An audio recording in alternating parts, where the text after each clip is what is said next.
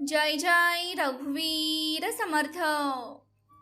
गुरुचरित्रातील ही पवित्र कथा तुझ्या आयुष्यात येणं म्हणजे येणाऱ्या मोठ्या संकटांचा त्या क्षणी नाश होण्याची सुरुवात आहे। म्हणून या कथेला कधीही दुर्लक्ष करू नकोस, अन्यथा आयुष्यभर पश्चाताप करावा लागू शकतो। ही कथा श्रद्धेने ऐकल्यास दत्त महाराज तुझ्या मनातील अगदी मोठ्यात मोठी इच्छा पूर्ण करण्याची कृपा करतात।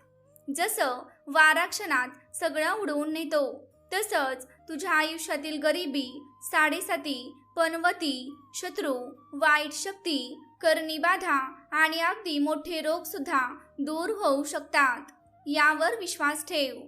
ही कथा शेवटपर्यंत ऐकणाऱ्या भक्ताचं मन शांत, स्थिर आणि प्रसन्न होतं। भीती, चिंता आणि नकारात्मक विचार दूर जातात। चांगल्या कर्माचं फळ भक्ताला मिळतं, तर वाईट कर्म करणाऱ्यांना त्यांच्या कर्माचं फळ हे आपोआप मिळतं। दत्त महाराज अशा वाईट प्रवृत्तीच्या लोकांना योग्य धडा शिकवतात।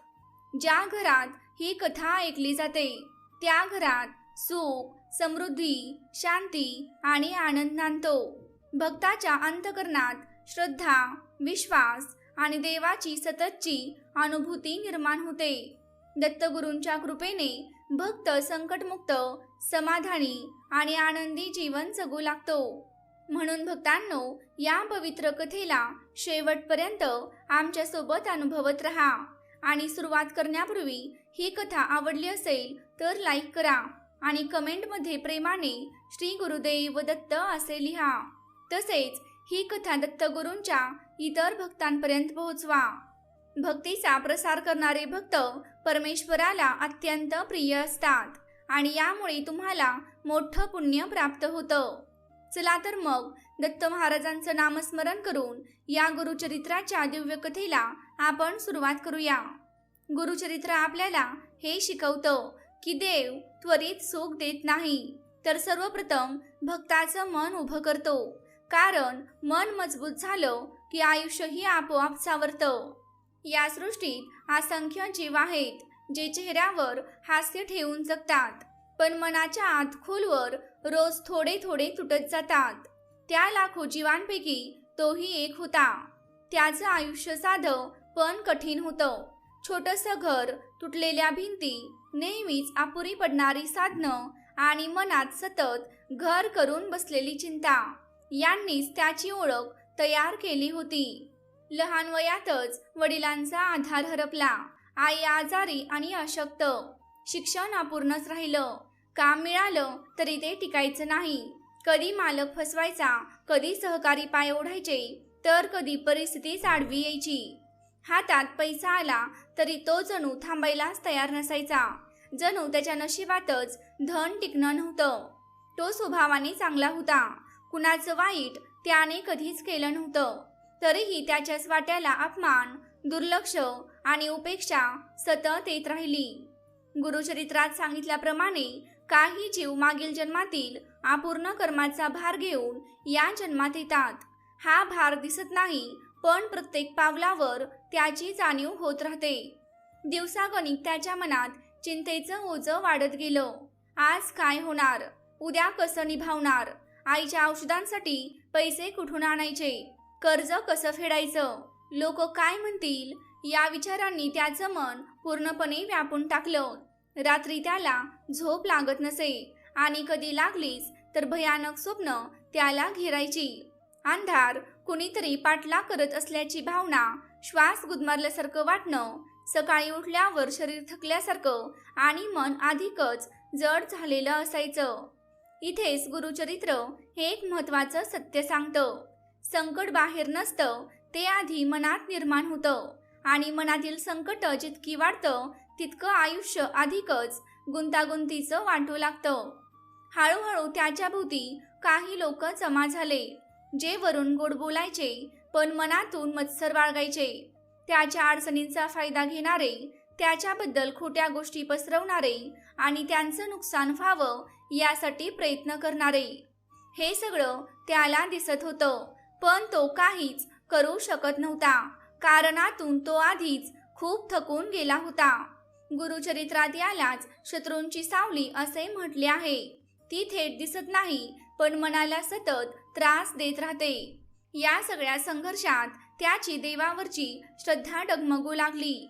मंदिरात गेल्यावर मन शांत होण्याऐवजी उलट प्रश्नच वाढू लागले. देव खरंच आहे का? असेल तर माझ्याकडे का पाहत नाही? मी एवढं काय चुकीचं केलं आहे? हे विचार त्याला आतून पोखरत होते.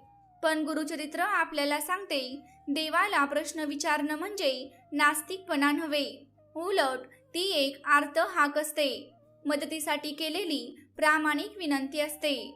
अशाच एका संध्याकाळी पूर्णतः निराश झालेल्या अवस्थेत तो रस्त्याच्या कडेला बसून राहिला होता. डोळ्यात अश्रू होते, पण रडायलाही शक्ती उरली नव्हती. इतक्यात त्याच्या हाताला एक जुनी धुळीने माखलेली पोथी लागली. कुणीतरी सहज ठेवून गेले असेल, किंवा कदाचित हा दत्त महाराजांचा एखादा सूक्ष्म संकेत असेल.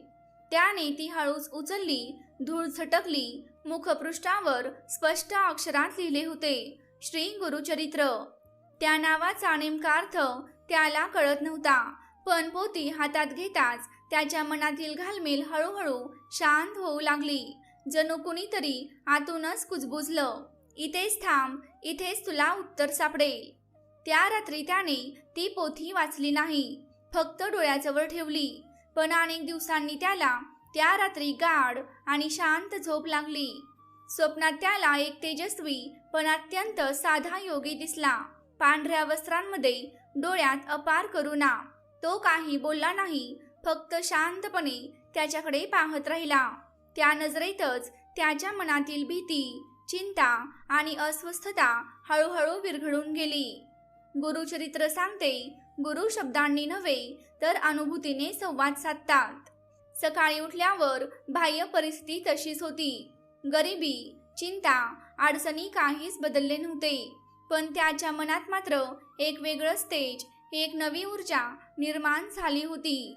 पहिल्यांदाच त्याच्या ओठांवर शब्द आले, मी एकटा नाही. हेच वाक्य पुढे त्याच्या संपूर्ण आयुष्याचा मजबूत पाया ठरलं. त्या दिवसापासून तो रोज काही वेळ गुरुचरित्रासमोर शांत बसू लागला. कोणतेही मोठे मंत्र नाहीत, कोणतेही कठीण नियम नाहीत, फक्त मनापासून केलेली साधी प्रार्थना, हे गुरुदत्ता, मला काहीही नको, फक्त योग्य मार्ग दाखव. गुरुचरित्रात स्पष्ट सांगितलं आहे, ज्या क्षणी भक्त आपल्या अपेक्षा सोडतो, त्या क्षणी गुरुकृपेची खरी सुरुवात होते. हळूहळू त्याच्या मनातील भीती कमी होऊ लागली. चिंता अजूनही होती, पण ती आता त्याला त्रास देत नव्हती. रात्रीची झोप सुधारू लागली आणि घरातील वातावरण सुद्धा हलकं शांत वाटू लागलं. अजून कोणताही चमत्कार घडला नव्हता, पण बदलाची चाहूल लागली होती. आणि गुरुचरित्र सांगतं, जिथे सुरुवात होते तिथे शेवट आपोआप जवळ येत जातो. भक्तांनो, इथूनच खरी आध्यात्मिक यात्रा सुरू होते. या कथेतून आपल्याला काय शिकायला मिळतं? चिंता आणि भीती हीच माणसाची पहिली बेडी आहे. गुरुकृपा सर्वप्रथम मनाला स्पर्श करते. गरिबी, शत्रू, आजार यांपूर्वी मन शांत होणं हे अत्यावश्यक असतं. ज्या क्षणी भक्त मनापासून म्हणतो, मी एकटा नाही, मी एकटी नाही, दत्तगुरु स्वामी माझ्या सोबत आहेत, त्या क्षणी गुरुचरित्र त्याच्या जीवनाची सूत्र आपल्या हातात घेतं. जर तुम्ही याला सहमत असाल तर कमेंटमध्ये नक्की लिहा, मी एकटा नाही, मी एकटी नाही, दत्तगुरु स्वामी माझ्या सोबत आहेत. आणि आजची कथा लाईक करा. भक्तांनो, त्या दिवशी सकाळी तो भक्त उठला, पण रोज सारखी घाई गडबड नव्हती. डोळे उघडताच चिंता त्याच्यावर कोसळली नाही. काही क्षण तो शांतपणे बसून राहिला. घरात एक वेगळीच शांतता होती. बाहेरचं सगळं नेहमी सारखंच होतं, पण त्याच्या मनात काहीतरी बदललं होतं. त्याने गुरुचरित्र उघडलं नाही, वाचलंही नाही, फक्त त्यावर हात ठेवून बसला आणि मनात काहीही मागितलं नाही. त्या दिवशी काम सुद्धा पूर्वीसारखंच होतं, पण लोकांच्या वागण्यात फरक जाणवत होता. काही दिवसांपूर्वी जे लोक त्याला टाळायचे तेच आज स्वतःहून बोलायला येत होते. कोणी फार प्रेमाने बोलत नव्हतं, कोणी मदत करत नव्हतं, पण अडथळे मात्र कमी होत होते. जी कामं नेहमी बिघडायची ती आज फक्त उशिरा पूर्ण होत होती. संध्याकाळी घरी येताना त्याला एक जुना ओळखीचा माणूस भेटला. तो याआधी कधीच उपयोगी पडला नव्हता, पण त्या दिवशी त्याने सहज विचारलं, काम करशील का? त्याने जास्त विचार न करता होकार दिला. काम छोटं होतं, मेहनतीचं होतं, पण नियमित होतं. त्या रात्री घरात सगळ्यांनी शांतपणे जेवण केलं आणि कुणाच्याही तोंडून तक्रार आली नाही. असेच दिवस पुढे सरकत गेले. न कळत अनेक गोष्टी बदलत गेल्या. घरात औषधं वेळेवर येऊ लागली, किराणा आधीच भरून राहू लागला आणि महिन्याच्या शेवटी उधारीची चिंता उरली नाही. हे सगळं अचानक घडलं नव्हतं, पण जे आधी हातातून निसटून जायचं ते आता त्याच्या हातात स्थिर राहू लागलं होतं. काही लोक जे आधी त्याच्याबद्दल चुकीचं बोलायचे त्यांच्या आयुष्यात अडचणी वाढू लागल्या. कुणाचं कुणाशी भांडण होत होतं, कुणाचे व्यवहार अडकले होते, तर कुणाचं खोटं उघडं पडत होतं. तो हे सगळं पाहत होता, पण त्यातून त्याला आनंद नव्हता, फक्त आश्चर्य वाटत होतं, कारण त्याने काहीच केलं नव्हतं. रात्रीची झोपही बदलली होती. झोपताना मनावरचं ओझं कमी झालं होतं. सकाळी उठल्यावर शरीर हलकं वाटायचं. आधी थोडं चाललं तरी थकवा यायचा, पण आता चालणं सहज वाटत होतं. मनातली भीती हळूहळू नाहीशी होत होती. बाहेर अंधार असला तरी मनात उजेड होता. एके रात्री त्याला एक स्वप्न पडलं. तो एका ओळखीच्या पण अतिशय शांत जागी उभा होता. समोर काहीच नव्हतं आणि मागे वळून पाहण्याची गरजही त्याला वाटली नाही. त्याला कुणाच्या उपस्थितीची जाणीव होत होती, पण भीतीचा लवलेशही नव्हता. सकाळी उठल्यावर ते स्वप्न त्याच्या मनात रेंगाळत राहिलं, पण त्यात कोणतीही घाबरवणारी भावना नव्हती. घरातलं वातावरणही बदललं होतं. आधी जेवताना चिंता जास्त आणि बोलणं कमी असायचं. आता मात्र शांतता आणि कधी कधी हलकंसं हसूही दिसू लागलं होतं. आईच्या चेहऱ्यावरचा ताण कमी झाल्यासारखा वाटत होता. घर तसंच लहान होतं, पण आता ते गुदमरल्यासारखं वाटत नव्हतं. त्याने गुरुचरित्र वाचायला नेहमीच सुरुवात केली होती असं नाही. काही दिवस ते फक्त जवळ ठेवलं, तर काही दिवस 2-4 ओळी वाचल्या, पण प्रत्येक वेळी त्याला एकच गोष्ट जाणवायची, कुणीतरी त्याच्या आयुष्याला आधार देत आहे. तो एकटा नाही. एक दिवस त्याला अचानक जाणवलं, आता त्याला कुणाचीही भीती उरलेली नाही. आधी काही नाव घेतलं तरी अंगावर शहारे यायचे, पण आता फक्त आठवण उरली होती.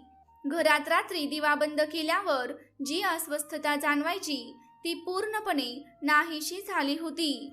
आता झोप शांत लागायची आणि मध्येच घाबरून उठण्याची गरज उरली नव्हती. त्याला समजलं की सगळं अजूनही परिपूर्ण नाही. प्रश्न अजूनही आहेत, पण ते आता त्याच्या डोक्यावरचं ओझं राहिलेलं नाहीत. ते थोडं दूर उभे आहेत आणि त्यांच्यामध्ये एक अदृश्य आधार, एक शांत शक्ती उभी आहे.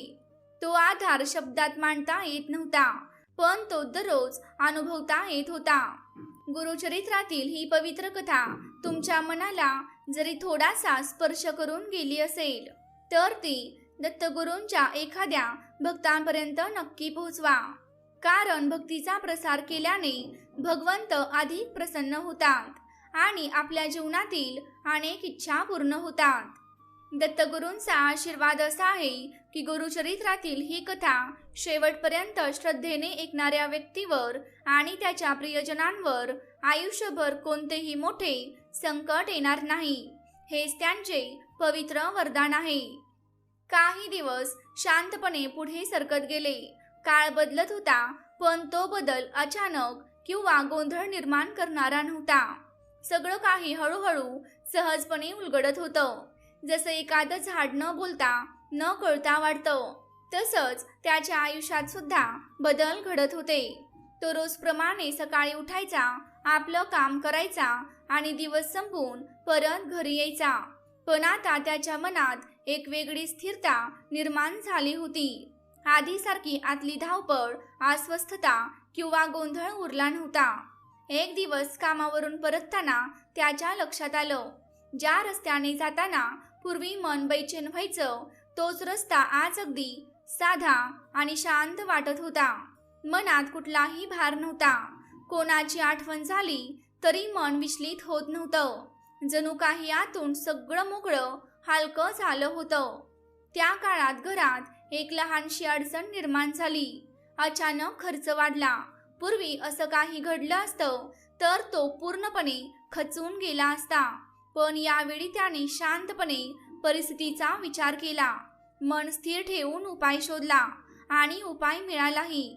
कुणाकडे मदतीसाठी हात पुढे करावा लागला नाही. कर्ज घेण्याची वेळ सुद्धा आली नाही. समस्या सहज सुटली तेव्हा त्याला उमगलं, आपण घाबरत नाही तेव्हा अडचणीही वाढत नाहीत. घरातील वातावरणही बदललं होतं. आईच्या चेहऱ्यावरची चिंता कमी झाली होती. ती देवासमोर बसायची, पण आता ती प्रार्थना भीतीतून नव्हती तर शांततेतून होती. घरातील भिंतीही आता नुसत्या भिंती वाटत नव्हत्या. त्यात एक समाधान जाणवत होतं. संध्याकाळी दिवा लावताना घर हलकं प्रसन्न वाटू लागलं होतं. त्या दिवसात एक विशेष घटना घडली. एक व्यक्ती जी पूर्वी त्याला मुद्दाम त्रास द्यायची, अचानक त्याच्याशी प्रेमाने आणि आदराने वागू लागली. हा बदल का झाला याचं उत्तर त्याला सापडलं नाही. पण एक गोष्ट स्पष्ट होती, जे आधी तणाव निर्माण करायचं ते आता सहज साधं झालं होतं. संघर्षाची गरजच उरली नव्हती. आणि मग रात्री झोपताना त्याला एक विलक्षण, शब्दात न मावणारी अनुभूती येऊ लागली. ती दररोज कधी कधी झोपेच्या आधी एक हलकीशी जाणीव त्याला व्हायची, जणू कुणीतरी त्याच्या अगदी जवळ आहे. पण त्या जाणीवेत भीती नव्हती, उलट एक गूढ शांतता आणि आधार होता. त्या उपस्थितीला नाव द्यावं असंही त्याला वाटत नव्हतं, कारण ती फक्त आसने होती. एके संध्याकाळी तो घराबाहेर बसला होता. आकाशात शुभ्र चांदणे पसरले होते. मंद वारा वाहत होता आणि अचानक त्याच्या मनात एक विचार चमकून गेला. आता देवाकडे काहीही मागायचं नाही. हा विचार त्याच्यासाठी नवीन होता, कारण आजवर आयुष्यभर तो काही ना काही मागतच राहिला होता. पण आज पहिल्यांदाच त्याच्या मनाने मागणं सोडून दिलं होतं. दिवस पुढे सरकत गेले. काम वाढलं, जबाबदाऱ्या वाढल्या, पण त्याचं ओझं मात्र वाढलं नाही. जे काही मिळत होतं ते टिकून राहत होतं. घरात अन्न, औषध आणि गरजेच्या वस्तू यांचा कधीच अभाव जाणवला नाही. काही मोठं घडलं नव्हतं, पण जे होतं तेच पुरेसं वाटू लागलं. एका रात्री त्याला पुन्हा एक स्वप्न पडलं. तो एका जुन्या शांत पायवाटेवर चालत होता. समोर उजेड होता, मागे गडद अंधार. पण तो एकदाही मागे वळून पाहिला नाही. तो फक्त पुढे चालत राहिला. आणि आश्चर्य म्हणजे त्या वाटेवर त्याला कुठलाही अडथळा आला नाही. सकाळी उठल्यावर त्याला एक गोष्ट स्पष्ट कळली. आता भूतकाळ त्याला थांबवू शकत नाही. घरात येणाऱ्या लोकांनाही त्याच्यातील बदल जाणवू लागला. कोणी म्हणायचं, तुझ्या घरात काहीतरी वेगळं वाटतं, तर कोणी म्हणायचं, इथे बसलं की मनाला खूप शांतता मिळते. तो मात्र काहीच बोलत नव्हता, कारण सांगण्यासारखं काही नव्हतंच. जे काही होतं ते फक्त अनुभवायचं होतं, शब्दांपलीकडचं. हळूहळू त्याला जाणवू लागलं की आजारांचं सावट दूर सरकत आहे. अंगातील थकवा नाहीसा होत आहे. भीती ती जणू विस्मृतीत गेली होती. घरात रात्री दिवा बंद झाला की अंधार तर असायचा, पण त्या अंधारात अस्वस्थता नव्हती, फक्त शांतता होती. ही सर्व काही अदृश्य, न सांगता येणारी कृपा होती, दत्त महाराजांची. आता त्याला समजलं होतं की आयुष्य अजून संपलेलं नाही, ते सुरूच आहे. प्रश्न येतील, अडचणी येतील, पण आता तो त्यांच्यासोबत चालायला शिकला होता. तो थांबत नव्हता आणि कोसळतही नव्हता. आणि त्या गूढ शांततेत, त्या स्थिरतेत तो गुरुचरित्र हातात घेतो, वाचण्यासाठी नाही तर फक्त आपल्या जवळ ठेवण्यासाठी. भक्तांनो, भगवंताची अशीच कृपा आपल्या जीवनात अनुभवण्यासाठी आपलं हे आध्यात्मिक माझा विश्वास चॅनेल नक्की सबस्क्राईब करा आणि आपल्या मोठ्या इच्छेच्या पूर्ततेसाठी कमेंटमध्ये प्रेमाने लिहा, दिगंबरा दिगंबरा श्रीपाद वल्लभ दिगंबरा. भक्तांनो, त्या दिवशी उजाडलेला दिवस दिसायला अगदी नेहमीसारखाच होता. सकाळही रोज सारखीच झाली होती, पण त्याच्या मनात मात्र काहीतरी वेगळं चालू होतं. एक अनोखी जाणीव होती. मन जड झाल्यासारखं, पण ते दुःख नव्हतं. काहीतरी खोल, शांत आणि अर्थपूर्ण. तो उठला, आंघोळ आटोपली आणि घराच्या एका कोपऱ्यात ठेवलेलं गुरुचरित्र त्याने अलगद हातात घेतलं. ते उघडलं नाही, फक्त कपाळाला लावलं. त्या क्षणी त्याच्या डोळ्यात नकळत पाणी आलं. त्याच्या मनात जुन्या आठवणींचा पूर आला. कित्येक वेळा त्याने देवावर राग काढला होता. माझ्याच आयुष्यात असं का, असा प्रश्न त्याने कितीदा विचारला होता. कितीतरी रात्री तो कुणालाही न सांगता शांतपणे रडत झोपला होता. पण आज त्या सगळ्या क्षणांकडे पाहताना त्याला एक नवीन सत्य उमजलं. देव तेव्हाही त्याच्या सोबत होता, फक्त तोच तेव्हा ओळखू शकला नव्हता. स्वयंपाकघरात आई काम करत होती. तिने त्याच्याकडे पाहिलं आणि सहज विचारलं, आज काहीतरी वेगळं वाटते का रे? तो काही बोलला नाही, पण त्याच्या डोळ्यातले अश्रू सर्व काही सांगून गेले. आई त्याच्या जवळ आली. काही विचारलं नाही, फक्त प्रेमाने त्याच्या डोक्यावर हात ठेवला. त्या स्पर्शात त्याला केवळ आईचं प्रेम नाही, तर एक दैवी शक्ती जाणवली. जणू आयुष्यभराची उणीव त्या एका क्षणात भरून निघाली. तो दिवस पुढे सरकत गेला. तो कामावर गेला, पण मन कुठेतरी हरवलेलं होतं. काम करताना अचानक त्याच्या डोळ्यांसमोर एक जुनं दृश्य उभं राहिलं. अंधारलेला रस्ता, तो एकटा चालत आहे आणि कुणीतरी शांतपणे त्याच्या मागे येत आहे अशी जाणीव. त्या आठवणीने त्याच्या अंगावर शहारा आला, पण यावेळी भीती नव्हती, होती ती फक्त कृतज्ञता. मनातून एकच शब्द उमटला, देवा, तू मला कधीच एकटं सोडलं नाहीस. संध्याकाळी घरी परतल्यावर त्याने दिवा लावला. साधा छोटासा दिवा, पण त्या प्रकाशात सगळं काही बदलून गेल्यासारखं वाटलं. तेच घर, त्याच भिंती, तेच जुनं सामान, पण सगळ्यात एक वेगळीच पवित्रता जाणवत होती. तो शांतपणे खाली बसला.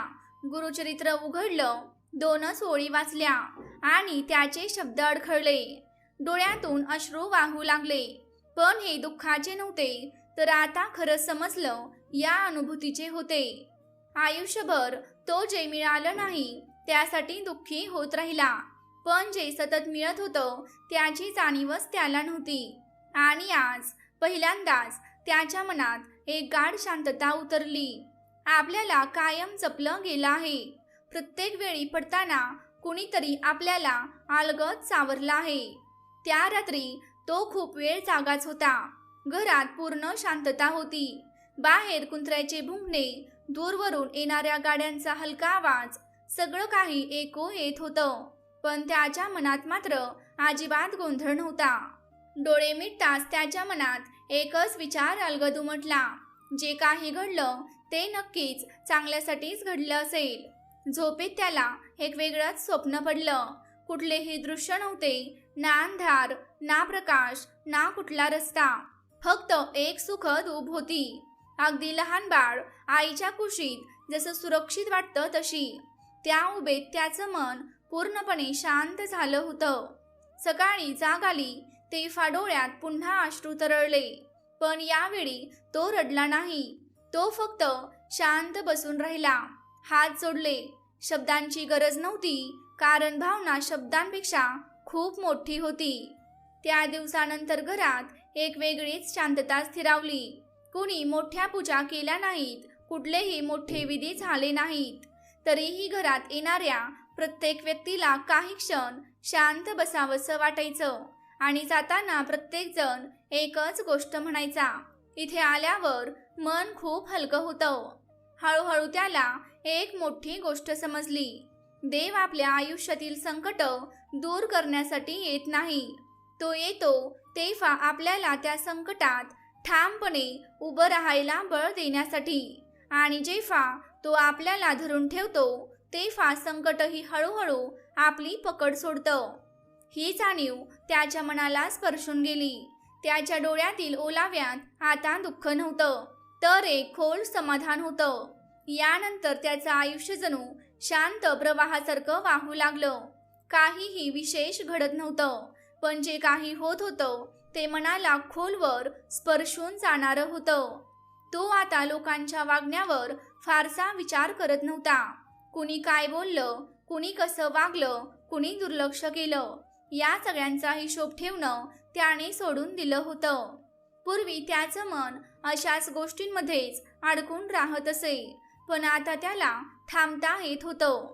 एक दिवस असा आला की ज्यामुळे पूर्वी त्याचं मन दुखायचं, तोच माणूस त्याच्या समोर उभा राहिला. त्याच्या बोलण्यात अजूनही ताठरपणा होता, चेहऱ्यावर अहंकार होता, शब्दांमध्ये कटुता होती.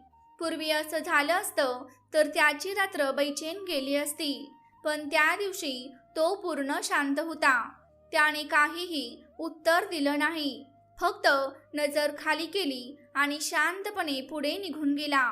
चालताना त्याच्या मनात कुठलाही राग, वेदना किंवा खदखद नव्हती, फक्त एक गोड शांतता होती. उलट त्याच्या मनात एक विलक्षण हलकेपणा दाटून आला होता. जणू काही वर्षानुवर्षे वाहिलेलं ओझं त्याने अखेर खाली ठेवलं होतं. त्या रात्री तो बराच वेळ देवासमोर शांत बसून राहिला. त्याने काहीच मागितलं नाही, कोणतीही तक्रार केली नाही, फक्त त्या शांततेत स्वतःला हरवून दिलं. आणि त्या निवांत क्षणी त्याला एक खोल जाणीव झाली. आपण कुणाचं वाईट केलं नाही, कुणाला जाणून बुजून दुखावलं नाही, मग उगाच इतरांच्या कर्माचा भार आपण का वाहायचा. दिवस सरत गेले तशी परिस्थिती आपोआप बदलू लागली. जे लोक त्याला कमी लेखायचे तेच आता स्वतःच्या अडचणीत अडकले होते. कुणाची वाणी थांबली, कुणाचे व्यवहार अडखळले, तर कुणाचे खरे चेहरे समोर आले. तो मात्र या सगळ्यांपासून अलिप्त राहिला. आसपासचे लोक कुजबुजत होते. काही जण त्याच्याकडे येऊन विचारायचे, काय झालं ते पाहिलंस का. तो फक्त हलकसं हसून मान हलवायचा. त्याच्या मनात ना सुडाची भावना होती, ना कुठलाही आनंद, फक्त एक शांत विश्वास होता. जे घडायचं असतं ते योग्य वेळी घडतंच. याच काळात त्याच्या आयुष्यात एक मोठी कसोटी आली. त्याच्या आईची तब्येत अचानक बिघडली. क्षणभर तो अस्वस्थ झाला. जुन्या भीतीने पुन्हा डोकं वर काढलं, पण लगेचच त्याने स्वतःला सावरलं. तो आईजवळ शांत बसला, तिचा हात आपल्या हातात घेतला आणि डोळे मिटले. त्या क्षणी त्याच्या मनात एकच विचार होता, परिणाम आपल्या हातात नसतो, पण स्वीकार आपल्या हातात असतो. वैद्यांनी तपासणी करून औषधं दिली. काही दिवसांच्या प्रयत्नानंतर तिची प्रकृती सुधारू लागली आणि मोठा धोका टळला. त्या दिवशी तो पुन्हा देवासमोर उभा राहिला. त्याच्या डोळ्यातून अश्रू वाहू लागले. ते भीतीचे नव्हते, तर मनापासूनच्या कृतज्ञतेचे होते. कारण त्याला ठामपणे जाणवलं होतं, जिथे आपली मर्यादा संपते तिथून एक अदृश्य शक्ती आपल्याला आधार देत असते. त्या रात्री त्याला एक गोड स्वप्न पडलं. तो एका विशाल माळावर एकटाच उभा होता. दूरवर काही लोक दिसत होते, काही आनंदात तर काही दुःखात. काही त्याच्याकडे पाहत होते तर काही त्याच्याकडे पाठ फिरून निघून जात होते. पण तो मात्र स्थिर उभा होता आणि अचानक त्याला जाणवलं त्याच्या पाठीशी कोणीतरी आहे. त्याने मागे वळून पाहिलं नाही, कारण त्या आधाराची ओळख त्याला आधीच पटली होती. सकाळी डोळे उघडताच त्याच्या मनात एक अनोखी शांतता दाटून आली होती. तो हळूच घराबाहेर पडला, आकाशाकडे नजर टाकली आणि त्याच्या मनात एक विचार उमटला. प्रत्येकाचं आयुष्य वेगळं, प्रत्येकाचा मार्ग वेगळा. कुणी चांगलं करतं तर कुणी चुकीचं करतं, पण या सगळ्याचा हिशोब ठेवणारी एक अदृश्य शक्ती आहे. आपलं काम फक्त आपला मार्ग प्रामाणिकपणे आणि सरळ ठेवणं. त्या दिवसापासून त्याने एक ठाम निर्णय घेतला, कोणाच्या वागण्यामुळे मनाला त्रास करून घ्यायचा नाही आणि कोणाच्या शब्दांना मनात घर करू द्यायचं नाही. कारण मन स्वच्छ आणि शांत ठेवलं तर जे आपल्यासाठी योग्य आहे ते आपोआप आपल्या वाट्याला येतं आणि जे नको आहे ते आपोआप दूर जातं. हळूहळू घरात पुन्हा एकदा शांततेचं वातावरण निर्माण झालं. आईच्या चेहऱ्यावर हसू होतं, तोही हसत होता. त्या हसण्यात एक वेगळीच खोली होती, अनुभवाची, विश्वासाची आणि पूर्ण समर्पणाची. भक्तांनो, माता लक्ष्मीचा आशीर्वाद मिळवण्यासाठी आणि घरातील दारिद्र्य कायमचं दूर करण्यासाठी कमेंटमध्ये श्रद्धेने लिहा, भगवान विष्णूंच्या हृदयात वसणाऱ्या माता लक्ष्मीला प्रणाम असो किंवा जय माता लक्ष्मी. त्या काळात मात्र त्याच्या मनात एक गोष्ट सतत खटकत होती. एक छोटीशी इच्छा होती, फार मोठी नव्हती, पण मनाच्या आत खोलवर रुजलेली. तो जाणीवपूर्वक तिचा विचार टाळायचा, पण ती शांतपणे मनाच्या कोपऱ्यात बसलेलीच असायची. कधी देवासमोर बसताना ती आठवायची, पण तो कधीही ती व्यक्त करत नसे, कारण अनुभवाने त्याला शिकवलं होतं, सगळं मागितल्यावर मिळत नाही आणि जे मिळत नाही ते नशिबातच नसतं असंही नाही. एक दिवस त्या इच्छेशी संबंधित एक संधी त्याच्या आयुष्यात आली आणि क्षणात निघूनही गेली. पूर्वी असं झालं असतं तर तो पूर्णपणे खचून गेला असता. इतकी जवळ येऊनही ती संधी हातातून निसटली. या विचाराने तो रात्रभर झोपलाच नसता. पण यावेळी काहीतरी वेगळं घडलं. क्षणभर मन अस्थिर झालं, डोळे पाणावले, पण लगेचच अंतर्मनातून एक शांत आवाज आला, थांब. त्या रात्री तो बराच वेळ देवासमोर शांत बसून राहिला. काही मागितलं नाही, काही बोललाही नाही. फक्त मनात एकच प्रश्न घोळत राहिला, हे का घडलं? उत्तर लगेच मिळालं नाही, पण यावेळी त्याला त्याचं काहीच वाटलं नाही, कारण त्याला आता समजलं होतं, प्रत्येक प्रश्नाचं उत्तर लगेच मिळालं तर श्रद्धेची खरी किंमतच उरत नाही. असेच दिवस पुढे सरकत राहिले. तो विषय हळूहळू मागे सरकत गेला आणि त्या काळात काही अशा गोष्टी घडू लागल्या ज्या त्याने कधीच अनुभवल्या नव्हत्या. त्याला जे हवं होतं ते मिळालं नव्हतं, पण जे मिळालं ते अधिक स्थिर, अधिक शांत होतं. आयुष्यातील घाई कमी झाली होती आणि निर्णय सुद्धा आता शांत मनाने घेतले जाऊ लागले होते. कधी कधी तो मागे वळून पाहायचा आणि स्वतःलाच विसरायचा, जर त्यावेळी सगळं आपल्या मनासारखं झालं असतं तर आज जे मिळालं आहे ते शक्य झालं असतं का? हळूहळू त्या प्रश्नाचं उत्तर त्याच्या मनात स्वतः स्पष्ट होत गेलं. एक संध्याकाळ अशीच शांत होती. मावळत्या सूर्याच्या लालसर प्रकाशात तो एकटा बसला होता. त्या शांत क्षणी त्याच्या मनात काही जुन्या आठवणी जाग्या झाल्या. देवावर केलेला राग, विचारलेले कठोर प्रश्न आणि देवाने काहीच केलं नाही ही भावना. त्या आठवणींनी त्याचे डोळे भरून आले, पण यावेळी त्या अश्रूंमध्ये वेदना नव्हती, तर एक खोल समजूत होती.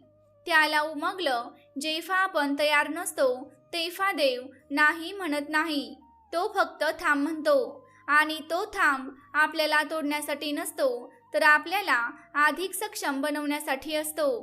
त्या रात्री त्याला पुन्हा एक स्वप्न पडलं. तो एका नदीच्या काठी उभा होता. पाणी वेगाने वाहत होतं आणि तो पाण्यात उतरण्याच्या तयारीत होता. इतक्यात कोणीतरी त्याचा हात धरला आणि त्याला थांबवलं. काही वेळानंतर पाण्याचा वेग कमी झाला. मग तो हात हळूच सुटला. तो पाण्यात उतरला आणि यावेळी तो बुडाला नाही. सकाळी जाग आली तेव्हा त्याच्या मनात एक वेगळीच शांती होती. त्याला कळलं, चमत्कार म्हणजेच अचानक घडणारी गोष्ट नसते. चमत्कार म्हणजे योग्य वेळी घडणारी गोष्ट असते आणि त्या योग्य वेळेसाठी आपण न कळत तयार होत असतो. काही दिवसांनी अगदी सहजपणे त्याच इच्छेशी संबंधित एक नवीन मार्ग त्याच्या समोर उघडला. यावेळी कोणतीही घाई नव्हती, भीती नव्हती, अस्वस्थता नव्हती. सगळं काही शांतपणे आणि योग्य पद्धतीने घडत होतं.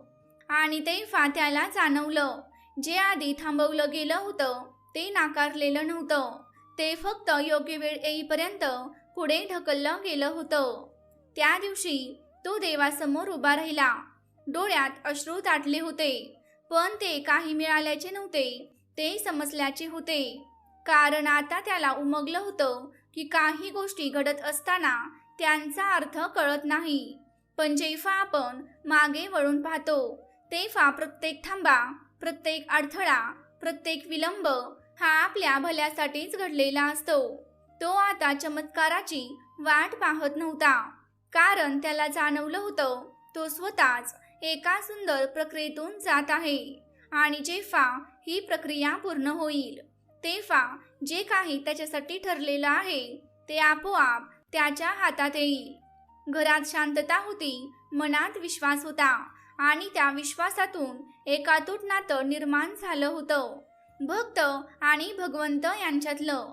भक्तांनो, भगवंताची कृपा मिळवण्यासाठी कमेंट बॉक्समध्ये देवा माझं तुझ्यावर खूप प्रेम आहे असं लिहा, आणि समोर दिसणाऱ्या घंटीवर क्लिक करा, जेणेकरून नवीन येणारे व्हिडिओज तुम्हाला सर्वात आधी पाहायला मिळतील. भक्तांनो, काळ पुढे सरकत होता, दिवस आणि महिने थांबत नव्हते, पण त्याचं मन आता भटकत नव्हतं.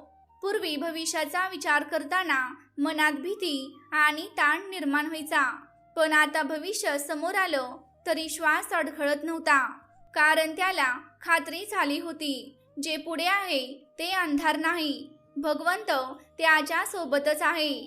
एक दिवस तो शांतपणे एकटा बसला होता, ना काही काम, ना कुठे जाण्याची घाई, आणि आश्चर्य म्हणजे पहिल्यांदाच एकटेपणाने त्याला वेदना दिली नाही. उलट त्या शांततेत त्याला स्वतःचा आवाज ऐकू येऊ लागला.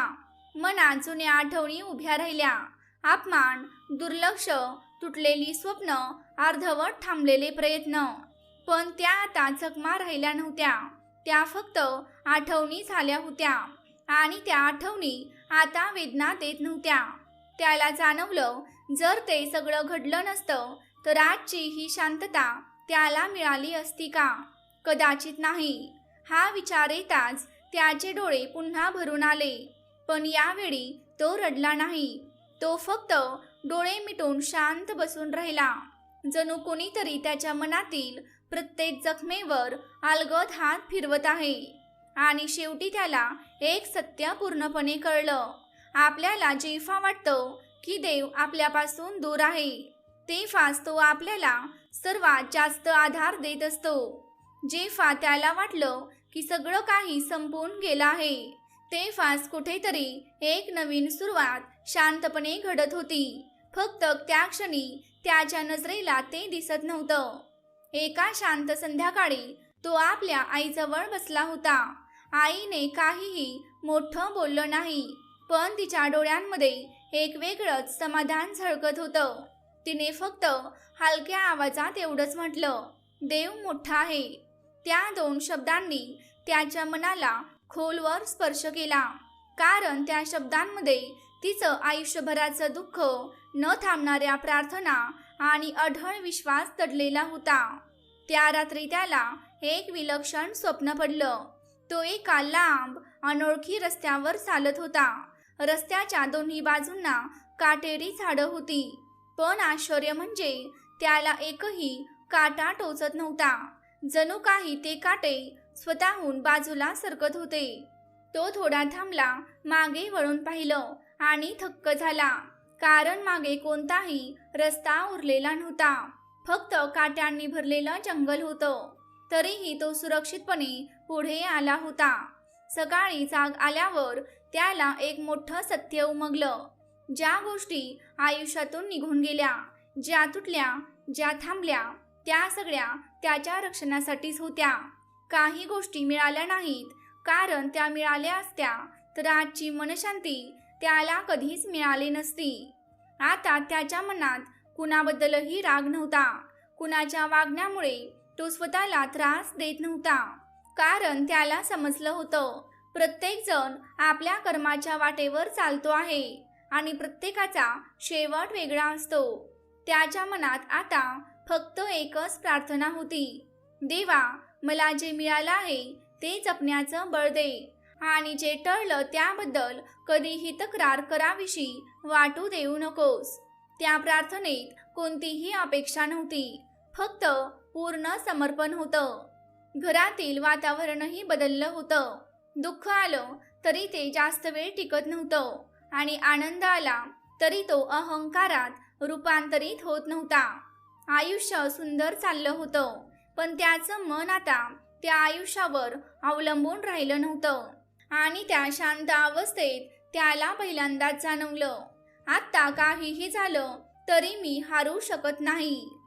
जर तुम्हालाही हे पटत असेल तर कमेंटमध्ये नक्की लिहा, आजपासून काहीही झालं तरी मी हरणार नाही. देव दत्तगुरु महाराज माझ्या सोबत आहेत. त्या सकाळी सूर्याची किरणं काहीतरी वेगळीच भासत होती. घराच्या अंगणात उभा असलेला तो भक्त शांतपणे डोळे मिटून उभा होता. मनात साचलेलं गोंधळलेलं ओझं जणू हळूहळू हलकं होत होतं. रस्त्यावरून लोकांची वर्दळ चालू होती, पण त्याच्या अंतर्मनावर त्याचा काहीच परिणाम होत नव्हता. कधी काळी त्याने खूप वेदना सहन केल्या होत्या, अनेकांनी त्याचा अपमान केला, त्याला दुखावलं, पण आज त्या सगळ्या आठवणींचं ओझं कुठेतरी विरघळून गेल्यासारखं वाटत होतं. घरात आई स्वयंपाक करत होती. तिने त्याच्याकडे पाहून हसत विचारलं, आज काहीतरी खास वाटतंय नाही का? त्याला उत्तर द्यायची गरजच भासली नाही. त्याच्या डोळ्यातून अश्रू ओघळले, पण हे अश्रू दुःखाचे नव्हते, हे होते कृतज्ञतेचे. जणू वर्षानुवर्षे साचलेल्या वेदना, चिंता, अपेक्षा आणि भीती एका क्षणात शुद्ध अश्रूंमध्ये वाहून गेल्या होत्या. तो शांतपणे अंगणात बसला. मनात येणाऱ्या प्रत्येक आठवणीला त्याने स्वीकारलं. प्रत्येक वेदना, प्रत्येक अपमान, प्रत्येक लहानसा त्रास, आता त्याला ते सगळं एका शिकवणीसारखं वाटू लागलं. त्याच्या मनाला उमगलं, देव नेहमीच त्याच्या सोबत होता, फक्त तोच ते पाहू शकत नव्हता. संध्याकाळ होताच तो पुन्हा अंगणात आला. गार वारा वाहत होता. सभोवतालचं वातावरण एक वेगळीच शांतता अनुभवत होतं. झाडांची सळसळ, मातीचा सुगंध आणि पक्ष्यांचे स्वर, सगळं काही मनाला भिडणारं होतं. त्याला जाणवलं, हीच खरी शांती, हीच त्याच्या आयुष्यातील सर्वात मोठी देणगी आहे. त्या रात्री तो पुन्हा देवासमोर बसला, हात जोडले आणि डोळे मिटले. त्याच्या डोळ्यातून पुन्हा अश्रू वाहू लागले, पण यावेळी हे अश्रू भीतीचे नव्हते, रागाचे नव्हते किंवा अपेक्षांचे नव्हते. हे होते विश्वासाचे, समर्पणाचे आणि अंतर्मनातून उमटलेल्या अनुभूतीचे. त्याला आठवलं, किती वेळा त्याने देवावर राग काढला होता, किती वेळा तक्रार केली होती की माझ्या मनासारखं काहीच होत नाही. कित्येक रात्री त्याने अश्रूंमध्ये घालवल्या होत्या, पण आज पहिल्यांदाच त्याला स्पष्ट जाणवलं, आयुष्यात जे काही घडलं ते सगळं त्याच्या भल्यासाठीच होतं. काही गोष्टी वेळेवर घडल्या नाहीत, म्हणून आज त्याला खरी शांती लाभली होती. आयुष्यात अडथळे आले, काही विलंब आले, काही स्वप्न अपूर्ण राहिली, पण आता त्याला समजलं होतं, हे सगळं त्याच्या भल्यासाठीच होतं. त्या रात्री त्याला एक विलक्षण स्वप्न पडलं. तो एका विशाल मैदानात उभा होता. आजूबाजूला रंगीबेरंगी प्रकाश पसरला होता. काही लोक येत होते, काही जात होते. काहींच्या चेहऱ्यावर दुःख तर काहींच्या चेहऱ्यावर आनंद होता. त्याने पाहिलं की त्याच्यासारखे अनेक जण तिथे होते. प्रत्येक जण आपल्या संघर्षातून जात होता आणि एका दृश्य शक्ती, देव, प्रत्येकाला त्याच्या कर्मानुसार योग्य मार्ग दाखवत होता. सकाळी जाग आल्यावर त्याच्या मनात एक नवीन जाणीव निर्माण झाली. आयुष्यात जे काही घडलं, जे टळलं, जे मिळालं नाही, ते सगळं देवाच्या योजनेचा भाग होतं. ही जाणीव होताच त्याचं मन हलकं झालं. डोळ्यातून शांत अश्रू वाहू लागले. त्या अश्रूंमध्ये प्रेम होतं, विश्वास होता आणि अनेक वर्षांचा अनुभव मिसळलेला होता. त्या दिवसानंतर त्याची भीती पूर्णपणे नाहीशी झाली. घरातला प्रत्येक क्षण आनंदाने भरून गेला. जे लोक वाईट वागले त्यांच्याबद्दलही त्याच्या मनात काहीही कटुता उरली नाही. त्याला समजलं होतं, प्रत्येकाला आपल्या कर्माचं फळ मिळणारच, त्यामुळे कोणावर राग धरायची गरज नाही. तो शांतपणे दिवा लावत होता. घरात शांतता होती आणि मनातही. त्याचा विश्वास आता आढळ झाला होता. देव आहे, तो प्रत्येक क्षणी आपल्या सोबत आहे आणि जे काही घडतं ते आपल्यासाठीच घडतं. त्या दिवसाची सकाळही काही वेगळीच होती. सूर्याच्या किरणांसोबत एक नवीन प्रकाश त्याच्या आयुष्यात उतरला होता. तो बाहेर पडला आणि त्याला जाणवलं, घर, रस्ते, झाडं, पक्षी सगळंच अधिक सुंदर, अधिक शांत वाटत होतं. जे आधी त्रास देत होतं ते आता जाणवतही नव्हतं. त्याच्या अंतर्मनात एक विलक्षण हलकेपणा निर्माण झाला आणि त्या दिवशी त्याच्या मनात खोलवर दडलेली एक जुनी इच्छा अचानक जागी झाली. ती इच्छा साधी नव्हती, ती त्याच्या आयुष्याचा एक भाग होती. त्याने अनेक वर्ष तिच्यासाठी प्रयत्न केले होते, पण ती कधीच पूर्ण झाली नव्हती. आणि मग अचानक जणू देवाने कृपादृष्टी टाकली आणि ती इच्छा पूर्ण झाली. अगदी सहज, अनपेक्षितपणे. त्याला जाणवलं, काही गोष्टी आपल्या वेळेने नाही तर योग्य वेळ आल्यावरच पूर्ण होतात. तो क्षण इतका पवित्र होता की त्याचे डोळे पुन्हा भरून आले.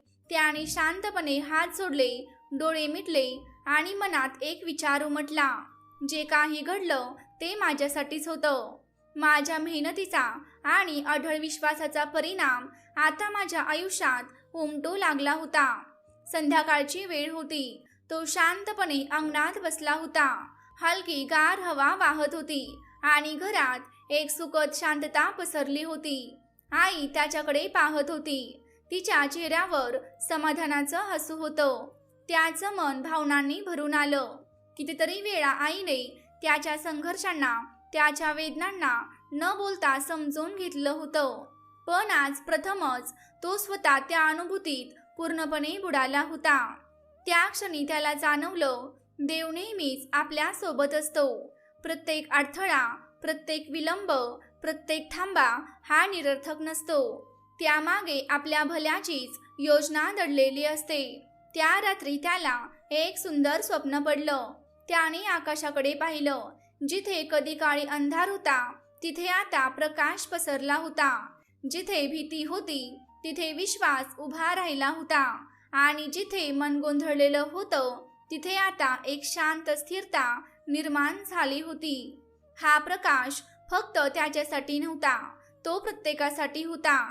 प्रत्येक त्या भक्तासाठी जो श्रद्धा, संयम आणि समर्पणाने जीवन जगतो. सकाळी जाग आली तेव्हा त्याच्या मनात एक नवी जाणीव होती. हे काही अचानक घडलेला चमत्कार नव्हता.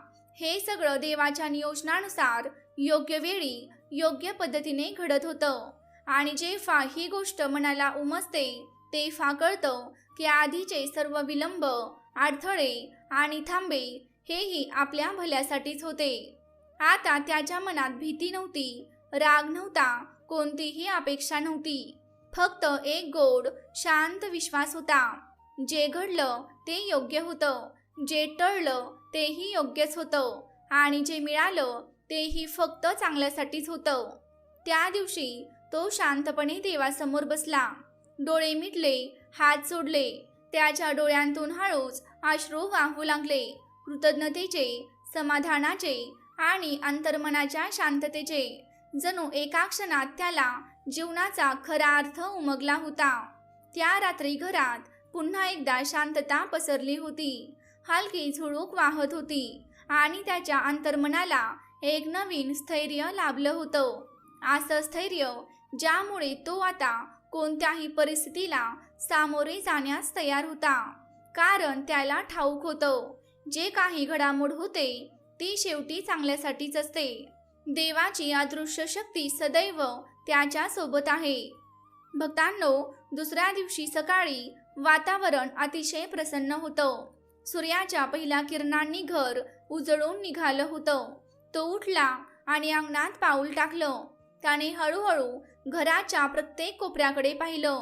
भिंती, झाडं, साधं जीवन जगणाऱ्या वस्तू सगळंच नवीन, स्वच्छ आणि पवित्र भासत होतं. आणि त्याच्या मनात एक विलक्षण हलकं, आनंदी भाव उमटला. तो शांतपणे दिवा लावून देवासमोर बसला. त्याने डोळे अलगद मिटले, हात जोडले आणि मनात एकच भाव होता, कृतज्ञतेचा, समाधानाचा आणि अढळ श्रद्धेचा. मागील आयुष्याकडे वळून पाहताना त्याला जाणवलं की पूर्वी जे दुःख, अपमान आणि अडचणी त्याला सतावत होत्या त्या आता त्याच्या जीवनातून पूर्णपणे नाहीशा झाल्या आहेत. देवाने प्रत्येक वेळी योग्य दिशा दाखवली होती. त्या दिवशी घराच्या उंबरठ्यावर एक छोटासा प्रसंग घडला. एका गरजू शेतकऱ्याला अचानक मदतीची आवश्यकता भासली. भक्त निशब्दपणे त्याच्याकडे गेला आणि मदतीचा हात पुढे केला. काहीही विचारण्याची गरज नव्हती. देवाशी जोडलेल्या त्याच्या अंतःकरणाने आधीच सर्व काही ओळखलं होतं. त्या छोट्याशा कृतीने त्याच्या मनात एक वेगळीच प्रसन्नता निर्माण झाली. संध्याकाळच्या वेळी त्याची आई स्वयंपाकात गुंतली होती. त्या क्षणी भक्ताच्या नजरेस आलं की आईच्या चेहऱ्यावर एक वेगळंच समाधान आहे. घरात शांततेचं आणि आनंदाचं वातावरण पसरलं होतं. प्रत्येक कोपरा जणू प्रकाशाने उजळून निघाला होता. पूर्वीच्या चिंता, भीती आणि दुःखाचा कुठलाही ठसा उरला नव्हता. प्रत्येक क्षण आता सुरक्षित, स्थिर आणि सुखद वाटत होता. भक्ताच्या मनात एक गाढ जाणीव झाली. देव खरोखरच आहे. त्याच्या कृपेनेच घरात सुख, शांती आणि समाधान नांदत आहे आणि सर्व संकट दूर झाली आहेत. रात्री पुन्हा तो देवाजवळ बसला. त्याने डोळे मिटले, हात जोडले आणि मनातील भावना अश्रूंमधून व्यक्त झाल्या. हे अश्रू दुःखाचे नव्हते तर आनंदाचे, कृतज्ञतेचे आणि अंतर्मनातील गहन शांततेचे होते. पूर्वी जी भीती त्याला अस्वस्थ करायची, झोप येऊ देत नव्हती, ती आता पूर्णपणे नाहीशी झाली होती. त्याला समजलं होतं की वाईट करणाऱ्यांना त्यांच्या कर्माचं फळ ईश्वरच देतात आणि चांगल्या कर्माचं फळ सुद्धा त्यांच्याच कृपेने मिळतं. त्याच्या मनात एक ठाम विश्वास निर्माण झाला. जे काही घडलं ते चांगल्यासाठीच घडलं. जे टळलं तेही त्याच्या भल्यासाठीच टळलं आणि जे मिळालं ते योग्य वेळ आल्यावरच मिळालं. आता भक्त पूर्ण समाधानात होता. त्याचं मन स्थिर झालं होतं. घरात शांतता नांदत होती आणि त्याच्या अंतर्मनात देवाची उपस्थिती सतत जाणवत होती. आणि त्या दिवशी त्याने एक गोष्ट पूर्णपणे आत्मसात केली. आता कुणी काहीही बोललं, कुणी काहीही केलं किंवा कितीही वाईट घडलं तरीही त्याच्या मनावर त्याचा किंचितही परिणाम होणार नाही. देव प्रत्येकाला त्यांच्या कर्मानुसार फळ देतो आणि खरा भक्त शांतपणे जीवनाचा अनुभव घेत राहतो. त्या रात्री अंगणात मंद वारा वाहत होता. दिव्याची ज्योत अलगद उजळत होती आणि घरात एक गूढ शांतता पसरली होती. भक्ताच्या मनात एक विलक्षण हलकेपणा, समाधान आणि देवाच्या कृपेची अनुभूती दाटून आली होती. डोळ्यातून येणारे अश्रू हे दुःखाचे नव्हते तर आनंद, श्रद्धा आणि प्रत्येक क्षणाबद्दलची कृतज्ञता व्यक्त करणारे होते. जर तुम्हीही याला सहमत असाल तर कमेंटमध्ये तुमचं नाव लिहून कृतज्ञ असा शब्द नक्की लिहा. दत्तगुरू महाराज सदैव तुमचं आणि तुमच्या कुटुंबाचं रक्षण करतील. त्या दिवशी भक्त घरात शांत बसला होता. बाहेरून सूर्यकिरण हळूहळू घरात पसरत होते पण त्याच्या मनात मात्र एक हलकी अस्वस्थता होती. तो स्वतःशीच विचार करत होता, मी इतके प्रयत्न केले, अनेक ग्रंथ वाचले, उपवास केले, यज्ञ केले, तरी देव माझ्यावर प्रसन्न का होत नाही. इतक्यात त्याला त्याच्या आईने सांगितलेली एक साधी पण महत्त्वाची गोष्ट आठवली. देवाला मोठ्या पूजा, यज्ञ किंवा ग्रंथ वाचनापेक्षा शुद्ध मन अधिक प्रिय असतं. त्याने शांतपणे डोळे मिटले आणि आपल्या मनात डोकावलं. हळूहळू वाईट विचार दूर जाऊ लागले. भीती आणि अपेक्षा कमी होऊ लागल्या. मन हलकं होत गेलं आणि एक शांतता अनुभवायला मिळाली. फक्त 2 मिनिटांसाठी त्याने नामस्मरण सुरू केलं. कोणताही मोठा जप नव्हता, आवाज नव्हता, फक्त मनापासून केलेली भक्ती होती. आणि अचानक त्याला जाणवलं जणू देव त्याच्या अगदी जवळ उभा आहे. त्या अनुभूतीने त्याच्या अंतर्मनात अपार शांतता भरली. त्याच्या डोळ्यात पुन्हा अश्रू आले, पण हे अश्रू आनंद, श्रद्धा आणि समाधानाचे होते. त्याला त्या क्षणी एक मोठं सत्य कळलं. कितीही मोठे यज्ञ, पूजा किंवा ग्रंथ वाचन केलं तरी जर मन शुद्ध नसेल तर त्याचा काहीच उपयोग नाही. हळूहळू त्याला उमगलं की शुद्ध भावनेनं केलेलं अगदी 2 मिनिटाचं नामस्मरण सुद्धा भगवंताला प्रसन्न करण्यासाठी पुरेसं असतं. त्या दिवसापासून भक्ताने एक ठाम निर्णय घेतला. तो बाह्य आडंबरांपेक्षा मनाच्या शुद्धतेवर लक्ष केंद्रित करेल. काहीतरी मोठं करण्यापेक्षा आपल्या हृदयातला भाव निर्मळ ठेवणं हेच त्याचं खरं साध्य असेल. संध्याकाळच्या शांत वेळी तो अंगणात बसला आणि हलक्या आवाजात देवाचे नामस्मरण करू लागला. प्रत्येक श्वासात आणि प्रत्येक हृदयाच्या ठोक्यात त्याला देवाची अनुभूती येत होती. हा अनुभव इतका गहिरा होता की त्याचे मन भावनेने उथंबून गेले. त्याच्या मनात एक स्पष्ट जाणीव निर्माण झाली. देव आपल्या प्रत्येक क्षणावर लक्ष ठेवून असतो, आपल्या शुद्ध भावनांना ओळखतो आणि सतत आपल्याशी संवाद साधत असतो. रात्र झाली तशी घरभर शांतता पसरली. भक्ताने अंगणात एक दिवा लावला, डोळे मिटले आणि पूर्णपणे देवाच्या नामात तल्लीन झाला. काही क्षणातच त्याच्या मनाला अशी गहन शांती लाभली, जणू अनेक वर्षांच्या साधना आणि कर्मांचे फळ त्याला एका क्षणात मिळाले. अचानक त्याला जाणवले, घरातील प्रत्येक कोपरा, आईचे अस्तित्व, झाडे, भांडी, लहान मुले, सर्व काही देवाच्या स्पर्शाने पवित्र झालं आहे. त्याला उमगले की जीवनात जे काही घडले आणि मिळाले ते सर्व त्याच्या मनातील शुद्ध भावनांमुळेच शक्य झाले. दिव्याच्या मंद प्रकाशात बसताना त्याच्या डोळ्यात कृतज्ञतेचे अश्रू दाटून आले. भीती, अपेक्षा, चिंता आणि नकारात्मक विचार हे सर्व एका क्षणात नाहीसे झाले. घरात शांती होती आणि मनात समाधान. त्याच्या डोळ्यातून वाहणारे अश्रू हे केवळ भक्ती आणि कृतज्ञतेचे प्रतीक होते. भक्ताला आता पूर्णपणे समजले, देवाला प्रसन्न करण्यासाठी मोठमोठ्या गोष्टी करण्याची गरज नाही. मन शुद्ध असणे हेच सर्वात महत्त्वाचं आहे. अगदी काही क्षणांचे मनापासून केलेले नामस्मरण सुद्धा देवाला अत्यंत प्रिय असते. आपले कर्म, आपले मन आणि आपली श्रद्धा हेच खरे जीवनाचे मार्गदर्शक आहेत. त्या रात्री त्याने एक खोल श्वास घेतला. मन हलके झाले, हृदय समाधानाने भरून आले आणि घरभर पुन्हा एकदा आनंद आणि समृद्धीचे वातावरण निर्माण झाले. ही सर्व दत्त महाराजांचीच कृपा होती. त्याला आता खात्री पटली की जे काही घडले ते त्याच्या भल्यासाठीच घडले. आता तो भक्त अंतर्बाह्य स्थिर झाला होता. त्याच्या घरात आणि मनात देवाची कृपा अखंडपणे जाणवत होती आणि अशा अनुभवांची गोष्ट ऐकणाऱ्याला सुद्धा हळूहळू जाणीव होते. जर मन शुद्ध असेल आणि श्रद्धा खरी असेल तर जीवनात देवाची कृपा नक्कीच अनुभवता येते.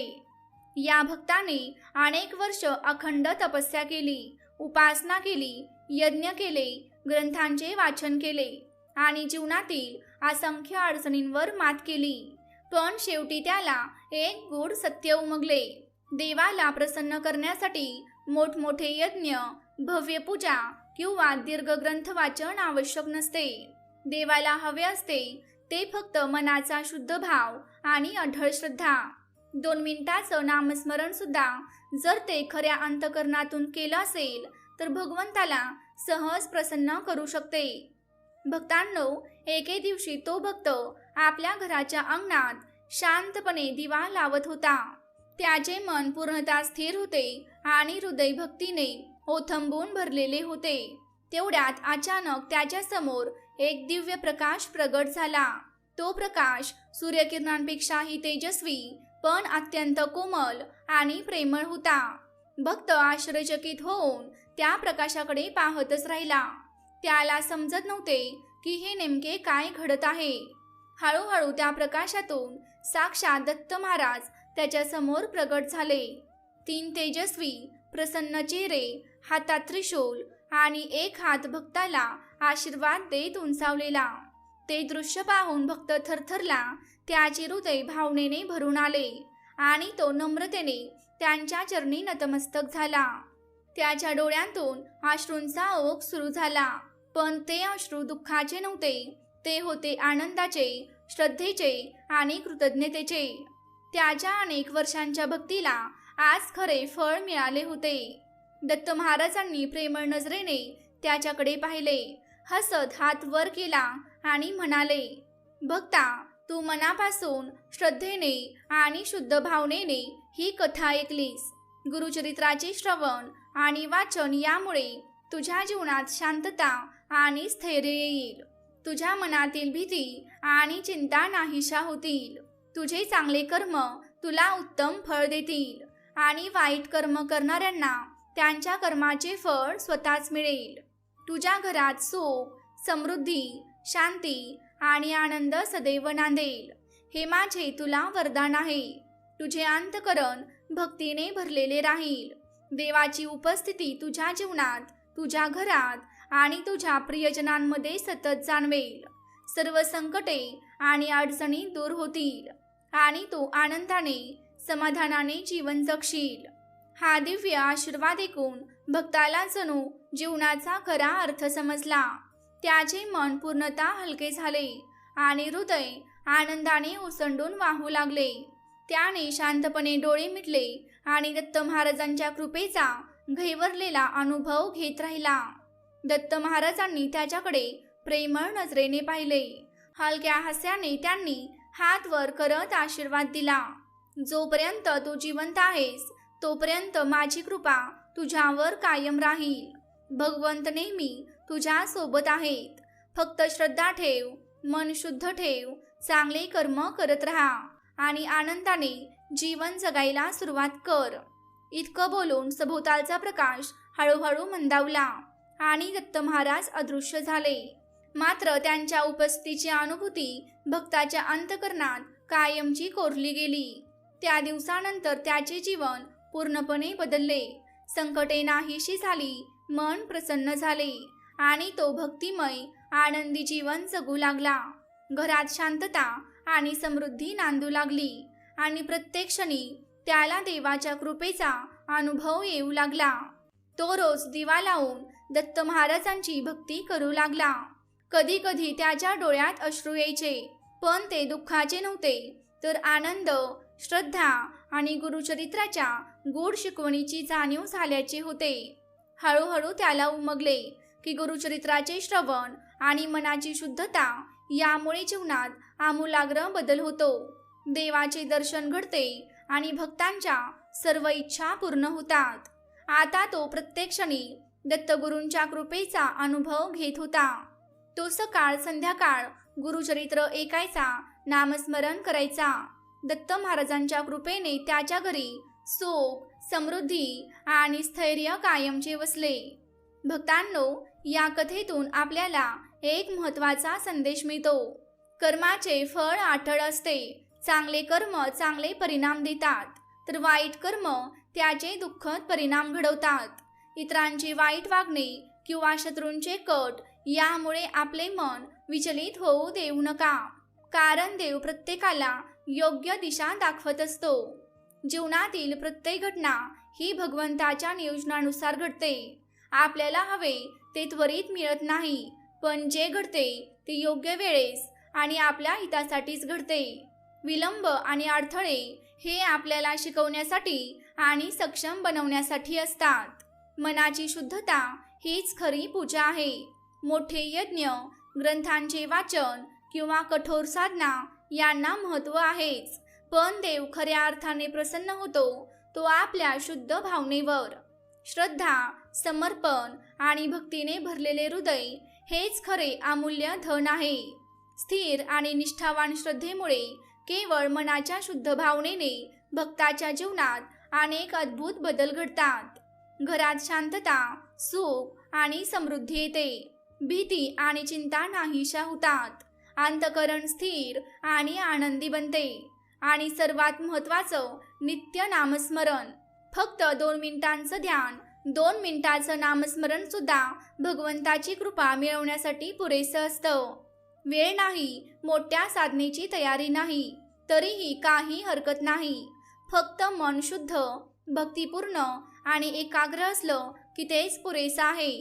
खरा आनंद बाहेर कुठे नसून आपल्या अंतर्मनात दडलेला आहे. बाह्य गोष्टींवर अवलंबून न राहता मन स्थिर ठेवून आणि देवावर अखंड श्रद्धा ठेवून आपण जीवनातील प्रत्येक क्षणातील आनंद अनुभवू शकतो. शेवटी त्या भक्ताच्या डोळ्यांतून ओघळणारे अश्रू हे दुःखाचे नव्हते, ते होते आनंदाचे, कृतज्ञतेचे, श्रद्धेचे आणि परमेश्वराच्या अनुभूतीचे. घरात शांतता नांदू लागली, जीवन सुखदायक झालं आणि अंतर्मन पूर्णपणे स्थिर झालं. यावरून हेच स्पष्ट होतं की शुद्ध भावनेतून केलेली भक्ती हीच खरी साधना आहे. श्रद्धा, समर्पण आणि निखळ भक्ती यांच्या जोरावर जीवनात देवाची कृपा, सुखशांती आणि अनेक चमत्कार अनुभवता येतात. आपल्या कर्मांमध्ये प्रामाणिकपणा, मनाची निर्मळता आणि भक्तिभाव हेच आपल्या जीवनातील खरं आणि अमूल्य धन आहे. जेव्हा आपण प्रेमाने, श्रद्धेने आणि पूर्ण समर्पणाने देवाच्या मार्गावर चालतो, तेव्हा घरात सुख समृद्धी नांदते, चिंता दूर होतात आणि नकारात्मक शक्तींचा प्रभाव आपोआप नाहीसा होतो. अशा प्रकारे दत्त महाराजांच्या गुरुचरित्रातील आजची ही पवित्र कथा इथे संपते. आम्हाला मनापासून आशा आहे की या कथेतून तुम्हाला काहीतरी महत्त्वाचं शिकायला मिळालं असेल. भक्तांनो, आजची कथा तुम्हाला कशी वाटली हे कमेंट करून नक्की सांगा. आणि जर ही कथा सांगताना माझ्याकडून काही त्रुटी राहिल्या असतील तर कृपया मोठ्या मनाने मला क्षमा करा, कारण मीही तुमच्यासारखीच दत्त महाराजांची आणि समर्थांची एक साधी भक्त आहे. तसेच कमेंट बॉक्समध्ये दत्त महाराजांचा आणि समर्थांचा जयघोष करायला विसरू नका. तुमच्या सर्व मनोकामना पूर्ण होत हीच दत्त महाराजांच्या आणि समर्थांच्या चरणी मनापासून प्रार्थना. लवकरच भेटूया एका नव्या कथेसोबत. तोपर्यंत स्वतःची आणि आपल्या कुटुंबाची काळजी घ्या. जय जय रघुवीर समर्थ. दिगंबरा दिगंबरा श्रीपाद वल्लभ दिगंबरा. श्री गुरुदेव दत्त.